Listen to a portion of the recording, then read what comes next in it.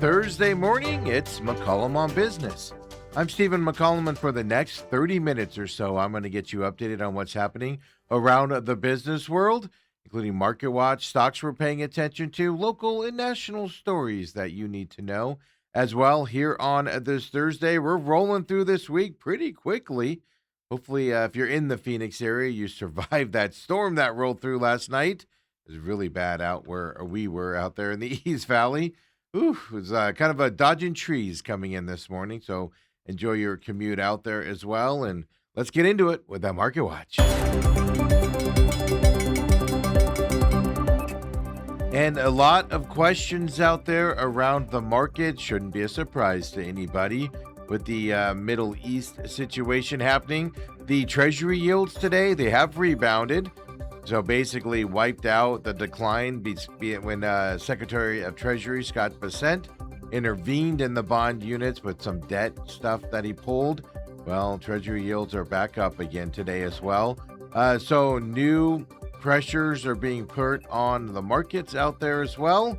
We got big openings here. We got the Walmart reporting we'll talk about coming up as well. Oil prices today, well, in that $85 range still here as we're looking at them. And that means the markets here in general, as you can see on your screen, down a big today. 360 points down for the Dow Jones right now. 53,098 for the Dow Jones. The S&P 500 is down 28 points to 7682. The NASDAQ down 183 points today. 26,155. The Russell 2K, that small cap index, 34 points down. As we look at it here, about 30 minutes into the trading day. Bitcoin, on the other hand, look at this, folks. Big jump for it, 2391. We'll talk about this in our second half of the show. Bitcoin's up to 71,688 today. Over a 5,000 jump yesterday when we were here at the show. It was trading at the 65,000 level. Specific reason for that, we'll get into that, as I said, later on in the program as well. So Treasury yields are a big issue. And the other thing that's kind of weighing down the market as people are looking at it is Walmart, which is our first stock we're going to look at here today as well. 8.63% right now. Walmart announced their reporting yesterday. On the surface, Walmart posted a revenue beat for its second quarter. The problem was the U.S. comparable sales grew by 2.6%.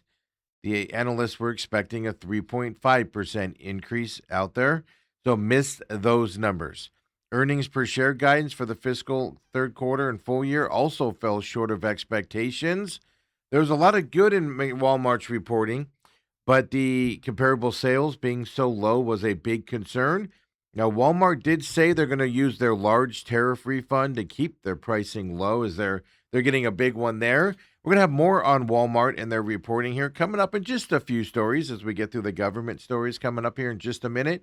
But Walmart retailer down 8.67% here today. And then let's look at Moderna out there. Of course, we looked at them yesterday, and they were up 177% yesterday. That's how they closed. Well, it was all because of that promising late-stage trial results for the cancer vaccine that they had in conjunction with the other pharmaceutical company out there. Now, this from Merck is with the other company. The trial showed that this experimental vaccine, in combination with Keytruda, met key goals in patients with higher risk or advanced melanoma, whose detectable cancer had been completely removed through surgery. So yesterday up 177%, but down today 17.26%. People, no doubt, taking their money out after that big gain yesterday by Moderna out there. Advanced Auto Parts is going to be the next stock that we're going to look at here. They're an automotive parts supplier is what they do there. They're down today 19.83%. Mixed results for its second quarter. Advanced Auto Parts posted revenue of $1 billion. Well, that's short of the $2.04 billion expected by analysts. Yeah, there's a big miss there. It also reported a loss in comparable sales of 0.5%. Well, there was a gain of 1.4% expected from analysts out there. Here's the good news, though, for Advanced Auto Parts. The earnings per share did top the expectation level for that side of it. But Advanced Auto Parts down 19.62% today with just that unbelievable miss by them from the expectation level out there. And we showed you Bitcoin there with the market watch, and I told you we're going to look at them later. We're going to, right? With crypto stock side of things, we're going to look at Coinbase, Strategy, Circle Internet as well. And we're going to tell you why Bitcoin, kind of a big bump today here on the market as well, coming up later on in the program. But first, let's get into some national stories. Fewer people applied for U.S. unemployment benefits last week. Well, it just keeps showing us, as we know, layoffs remain low and you have job security. Although there's big stories of layoffs, overall, layoffs are not happening, but people aren't hiring either. The Labor Department came out with this reporting this morning. Jobless claims dropped to 206,000 last week. It was at a revised 212,000 the week before. The 4-week average of claims, which takes out the volatility of the week to week and everything, it ticked up to about 204,000 last week.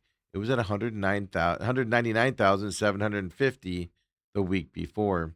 For the past year, claims have been at that historically low range, about 200 to 230,000 per week, kind of consistently over the last year. The number of people collecting unemployment benefits the week that ended August 8th, well, it went up to 1.8 million claims from the 1.78 million the week before.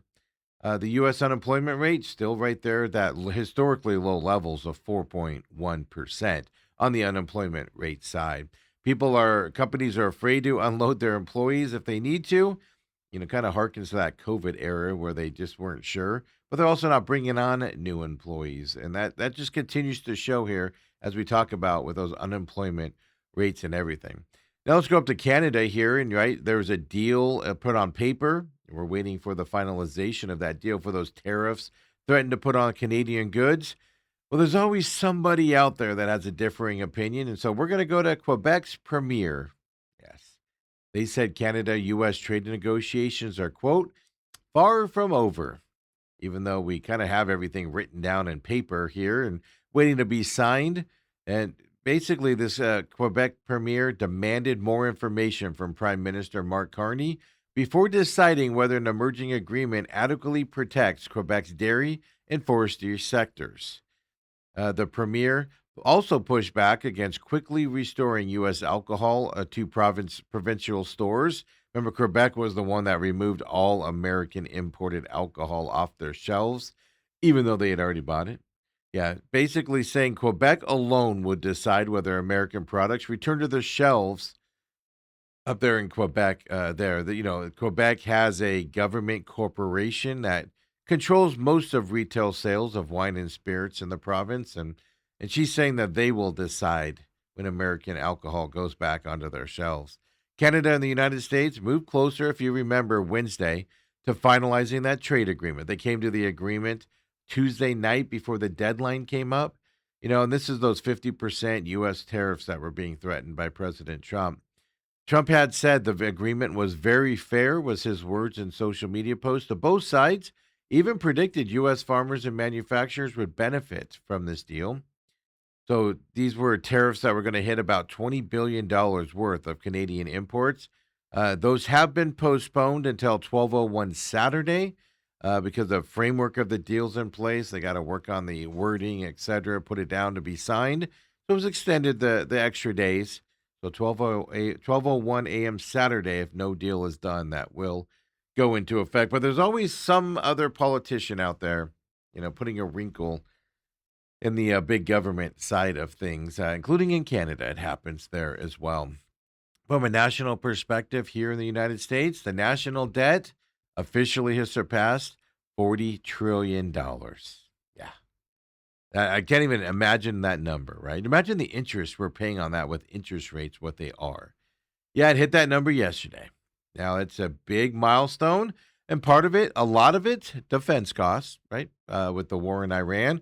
Social programs, Social Security, Medicare, through the roof in terms of their expenses as well. But again, the other big item people don't think about, the interest on $40 billion is killing these numbers as well. And that all makes up the enormous share of federal spending here, allowing us to hit that $40 trillion record. So this figure is a milestone. It was recorded just 5 months after we hit the $39 trillion debt level back in March. It reached 38 trillion 5 months before that in October of last year. 5 months is where we're going through $1 trillion, folks. So this $40 trillion figure highlights competing administration priorities. Defense spending needs to be boosted, obviously, because of that Iran war, missiles, etc., needing there as well. But also, they're trying to lower the cost of gas and groceries, finding the fraud and waste in the government. And then all of that's just competing with this number skyrocketing as well.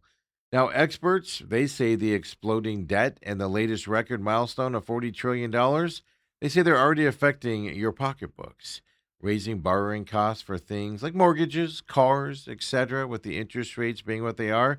But also, it's lowering wages from businesses that have less money available to invest and then creating more expensive goods and services throughout the government.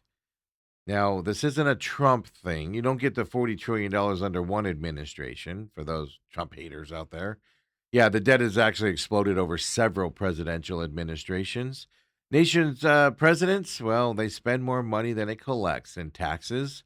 Advocates for a balanced budget, well, they come out and they warn that long term trend of borrowing more and paying more in interest, well, that's going to force Americans to face tougher fiscal trade offs ahead. And that's where we're headed with this deal. At some point, you're going to have to come through to lower this down, which means a lot of things are going to be cut that you're used to getting, etc., out there. And that's where we're headed towards pretty quickly here. And we'll have to see what time frame that comes up out there as well. But $40 trillion, folks, national debt out there.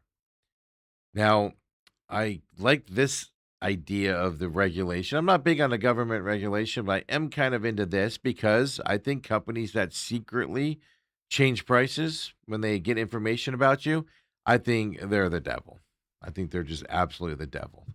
Now, companies that do that work where they secretly vary prices based on how much they think you'll pay based off of information about you, well, they could soon face federal charges, all because there's a proposed policy released yesterday by the Federal Trade Commission. The FTC has been looking at personalized pricing. Some people call it surge pricing, but this is surge pricing, but on the personal side. For instance, you just had a baby and they get wind of that. All of a sudden, baby products are a little bit more expensive for you when you go shopping for them. We're online, they noticed it. So the FTC's had its eye on these personalized pricing for a long time now. They had a report back in January of 2025. They found that grocers, clothing companies, and other things, well, they were using third-party companies to help them individualize online prices based on shoppers' locations, browsing histories, and other factors that these third parties can find out about you. Even things like as simple as because I'll do this from time to time. I'll just be looking at stuff and I'll put something in the cart. No intention to buy it.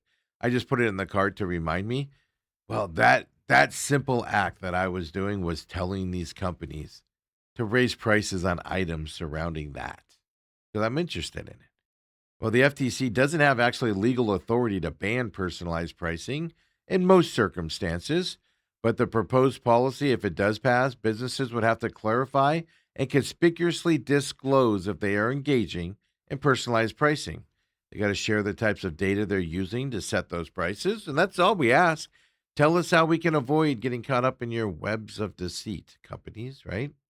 The proposed policy states that companies that do engage in that personalized pricing and they don't reveal the practice or even the data behind it, well, they say they could violate this proposed FTC Act, and that's going to prohibit unfair and deceptive practices in the marketplace, is where it can kind of lead to.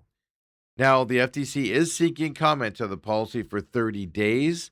I saw 3 or 4 stories about this, and all of them said major retailers haven't really commented on this idea. And make no mistake about it, at least on the e-commerce side, everybody's engaging in it. I'll put money on it right now. Amazon to Walmart to all the Target. If you do online shopping, they're paying attention to that stuff out there.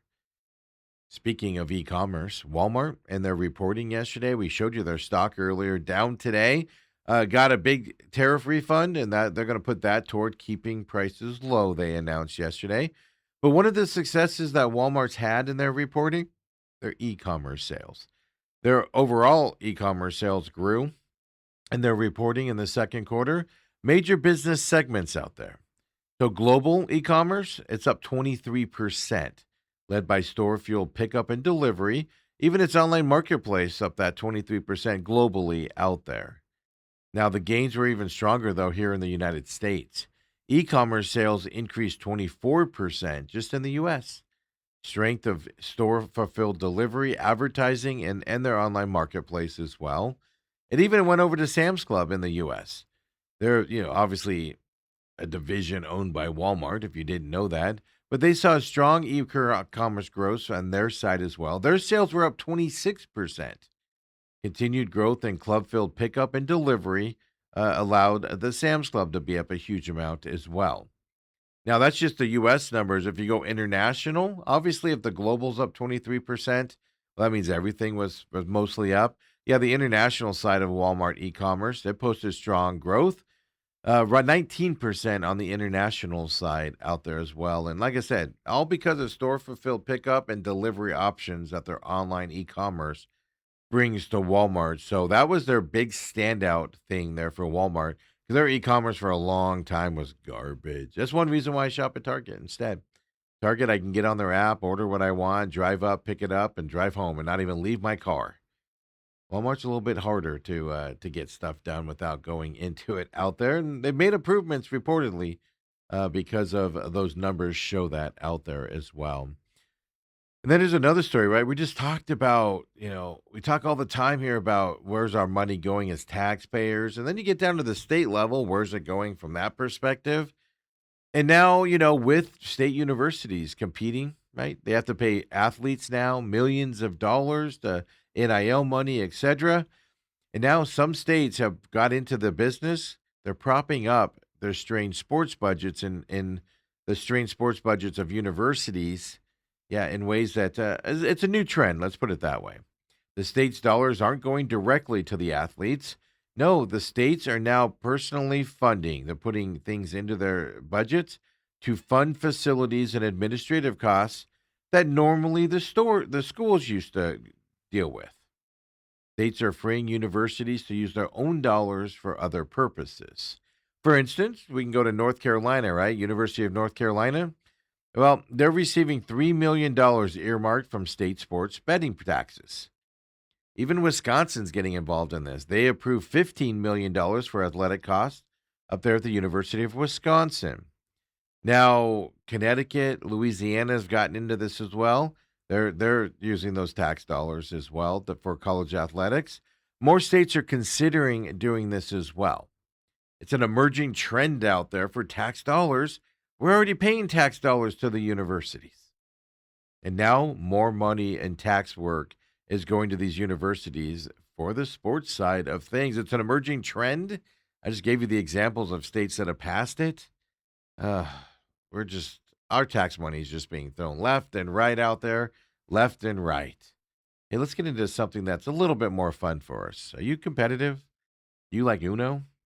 Well, Mattel came out and announced Uno Championship Series. Yeah, it's a competitive live event that's going to transform the world's #1 traditional card game. Yep, it's going to be a big tournament with, leading to unpredictable events. Going to be fast paced, according to them. We'll see.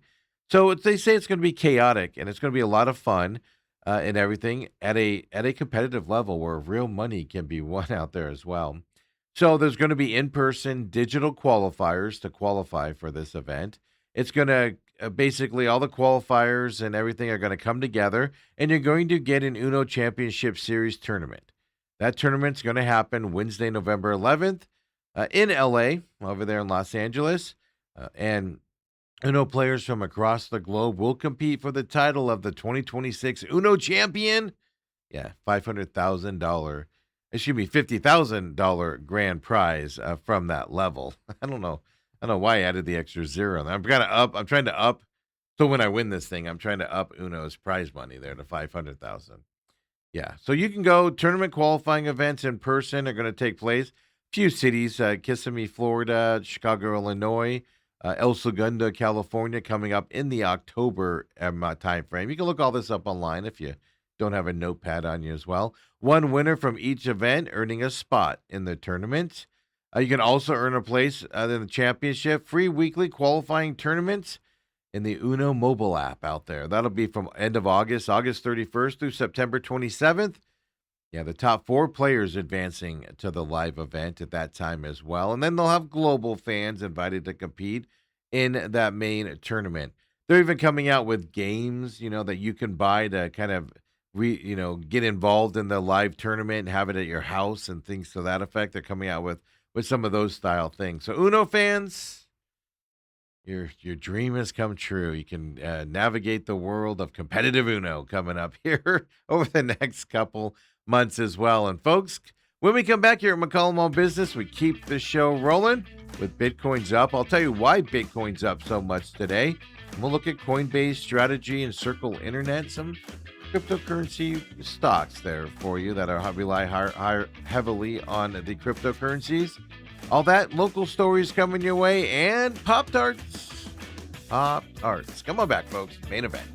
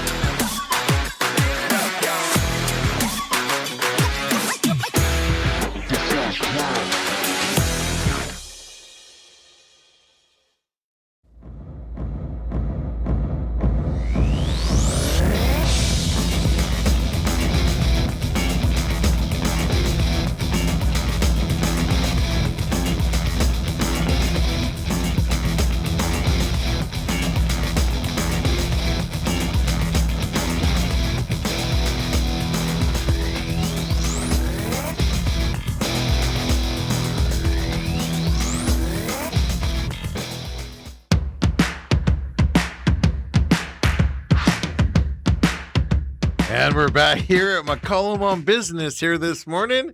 We had a good laugh at my flub up there at the end of that break. Going into that break there, we had a good laugh around here about that. Hey, it's Thursday morning. We survived the storms that rolled through the Phoenix area last night. Hopefully you're not dodging trees like we were doing this morning coming into the studio. And of course here, well, everything is live on on YouTube here this morning. I'm telling you, folks, it's been a struggle. YouTube this morning, TME Media AZ is where you can find us live, 7 a.m., as long as markets are open out there. Of course, we'll be here tomorrow, Friday as well. So come and join us. And then, of course, we roll live into the main event, 8 to 10 a.m. Me and 17-year NFL veteran Dell Hellestrade gets you updated on the sports news. Uncle Lou comes in today to talk to NFL and, of course, UFC out there. 9 o'clock is when he comes in, but live 8 to 10 a.m. on YouTube coming up today as well. And then everything else is on demand here on YouTube, except for The Real Matrix. That's exclusive over to Rumble. So the pit stops on YouTube as well. Come and join us there. And then over on Rumble, rumble.com/user/TME Media. Now you can find all of our programming over there, including exclusively The Real Matrix on that side. The Real Matrix, the Angry Patriot, he guides you through some topics that make you want to think out there. And he just wants to give you the information, and you decide how you feel about it. Every Friday at noon, a new episode comes out. Last Friday was a Dr. Fauci episode Well, there's another part two version of this episode coming out tomorrow at noon as well, Friday at noon. Everything's on a free podcast system except for this show, McCollum on Business. Just search the show name into your favorite podcast system, being the main event with Steven, the main event with Dale, the pit stop with Steven, well, the Real Matrix, Angry Fan, or Angry Patriot. Either one of those pops right up for you there on your favorite podcast systems, Apple, Google, Spotify, iHeart, Podbean. If you'd rather listen to the programs, big success on the podcast side of things is, we're still building up the YouTube page, and we appreciate your support. Like to follow it as well. Don't forget to follow TME Media AZ as well. We don't spam posting on there, and we just kind of do what we do out there. We do show clips on that page, just showing you what we do around here as the parent company here, TME Media AZ as well. With all that being said, let's get right into that Market Watch. Yeah, Treasury yields rising again today. Walmart down with their reporting on the retail side. Well, everything's down today based off of that information. Dow Jones is down to 369 points right now to 53,090. The S&P 500 is down to 28 points as we look at it. About an hour into the trading day. Nasdaq's down 186 points here this morning. Russell 2K is down 35 to just over 3,002 for that small cap index. Now, Bitcoin up 2167 right now, 2,167. Yeah, yesterday it was trading at 65,000 when we were on air. And today, right now, it's at 71,472 for Bitcoin here today. And that's going to be our focus here in this segment and the Market Watch and stocks we're paying attention to. Crypto stocks. First stock we're going to look at, Coinbase, of course. Well, crypto-related stocks have all gone higher today. As you see, Coinbase is at 6.78% right now. Let's throw up Strategy here as well, also up. They're all up, 6.50% for Strategy as we're looking at it right now. Circle Internet's the other one we're going to look at here today. But I'll just tell you, folks, all of them are up. American Bitcoin's up and things to that effect. 4.21% up for Circle Internet Group. Well, why are they all up? Well, President Trump's push for Congress to pass crypto-friendly legislation is out there. Mentioned it yesterday, causing Bitcoin and cryptocurrencies to go up in their value on the market. And, of course, stocks that have to deal with cryptocurrencies that we just showed you, they're all up today based off of that news as well. So that's why we saw I've seen such a big jump since yesterday at this time there on Bitcoin specifically. I did look up the other cryptocurrencies. There's 1,000 of them out there. All generally up today based off of that news as well. Let's get into some local stories out there. And we know that Douglas here in Arizona and Mexico border, it's going to be the first place we're going to allow Mexican cattle to come back into the United States. Well, we find out this here as we're getting ready for that reopening. The Mexican state of Sonora, which is that same area south of Arizona, well, it's confirmed its first case of a flesh-eating parasite in a cow. Yeah, just days before that border is supposed to open coming up here as well. So not good news out there as I get ready to open it. Now, the United States, if you remember, has barred cattle from Mexico from crossing the border for more than a year. It's all to protect against the spread of that New World screwworm parasite. Now, they've confirmed the first case of the parasite in the state of Sonora more than a year and a half after the screwworm first entered Mexico in late 2024. So, are we going to get some cattle over with that parasite in them is kind of the question, right? Now, this was reported in a cow on the southwest region of Sonora, which is only 10 miles from the border of the Mexican state of Chihuahua. Yeah. So it's getting closer to the U.S. border. Now, the border here in the United States is set to reopen to cattle coming up this Monday morning. Yeah, and it starts at the Douglas crossing from Sonora into Arizona. The U.S. Department of Agriculture, I looked everywhere. I saw several sites. I know KJAS had one, a couple national sites as well. I saw nobody had any response from the Department of Agriculture or any government agency To that question on whether the reopening is still going to take place as scheduled, are they going to delay it again? No answer to that as of this morning that I saw as well. We know that Texas has had the disease, the parasite on their side. They've confirmed more than 40 cases over there of the screwworm in Texas since the parasite first appeared in the United States earlier this summer as well. Now, in terms of the state of Sonora with that screwworm there being found, they said they've released 360,000 sterile screwworm flies. They released it in the area around that state's first case. So if you don't know, the only way to combat it really is put sterile ones out there so they mate once and die. And then obviously no babies can be formed. It's kind of how you kill it off there as well. So the USDA, as well as their counterparts down in Mexico, they consider sterile fly releases the most effective method for eradicating the parasite, which was eradicated here in America for multiple decades now, and now showing itself up. And we'll have to see if the border crossing of cattle back in Douglas is going to be allowed to happen coming up this week, or if there is going to be a delay moving forward. We know, here in Arizona, data centers are becoming a controversial topic. People aren't wanting them in their neighborhoods, et cetera, because they're just bound big brown box or big round square boxes, I should say, if I can speak properly. And the interest of water levels going up, electric levels going up, and things to that effect. And I was driving to Tucson this weekend, and there's a big data center going up in Eloy, in the middle of nowhere. Like, why aren't these being built in the middle of nowhere? Well, data centers, they're showing an interest in setting up shop in rural parts of Arizona. Interesting, this story came out after I had that thought this weekend. Rural utilities are looking for new regulatory processes to review contract applications and then also have potential, because these guys have the potential to be power hungry, like the data centers are just so power hungry. And they need a way to regulate it to grow their grids in the rural side to support these data centers. The Arizona Corporation Commission, well, they recently approved an application from the Arizona Electric Power Cooperative, even some of its, that's some of its rural utility members out there. They said that this process would set up a checklist for the commission to refer to when reviewing energy service agreements. The applications would include information like the location of the facility, whether it would provide some of its own power or if it's got to come off the grid.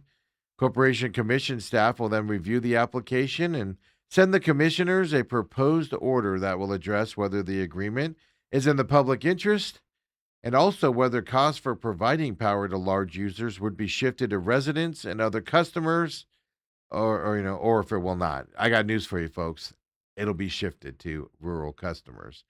The commissioners would then decide on whether to approve or deny the agreements out there. So now there's a way to set up for these rural communities to decide if they should get these large power hungry data centers and other large users in their areas there as well. We know data centers have largely been built here in Metro Phoenix, but developers are now looking to build in rural parts of the state, which is where it should be. Put them out in the middle of the desert somewhere and do your own electricity. It's not difficult to do. Now, the application from the cooperatives does say that they're seeing new inquiries from large load users who are looking to connect to those rural grids, which, I mean, if our grids here in Phoenix can barely handle it, imagine how a rural side of the state could handle that electricity out there as well. And let's go to downtown Phoenix here as well. The home of the Phoenix Suns Mortgage Matchup Center, or on the main event. I refer to it as the morgue out there. It's getting a very visible upgrade because it's preparing to host the 2027 NBA All-Star Game coming up next year, and it's going to be in February here in Phoenix. Now, the team, it said Tuesday it's installing an LED display on the outside of the Mortgage Matchup Center. 226 feet wide, 41 feet tall, so it's the only NBA or WNBA arena with a transparent display that's going to be that big. This multi-million-dollar upgrade, well, it should be ready sometime in September. They've already started construction on it out there. And it is a large, as you see on your screen there, it is a large display for downtown Phoenix there as well. And, of course, if you go to downtown Phoenix, every large building has big video displays on them and and things of that. It's kind of overwhelming down there as well. And now this outside the arena, right in the front there, where you got the kind of that archway is where it's going to be. So look, last time he did the All-Star game was here. Well, he announced his big practice facility and that investment. So now, every time we get an All-Star game, we get a big you know, development around the Suns and the Mercury here by Matt Ishbia from his perspective. All right, folks, you ready for breakfast? Let's talk a little bit breakfast here. And ready to drink cocktail brand, you know them as Buzz Balls. Well, they partnered with Pop-Tarts, folks. Limited edition beverage collection inspired by two of Pop-Tarts, well, big flavors that everybody looks at. Frosted s'mores and frosted brown sugar cinnamon. That's right. Buzz Balls told USA Today.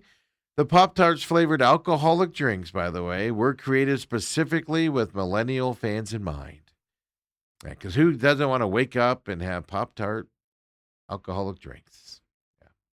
They say the collaboration, quote, taps into the nostalgic of enjoying Pop-Tarts growing up in the 90s. Pop-Tart flavored Buzz Balls are currently rolling out in retailers throughout the United States. Limited time only supply. That's what they always do when they come out with these new things until they're proven to have sustainability on the market.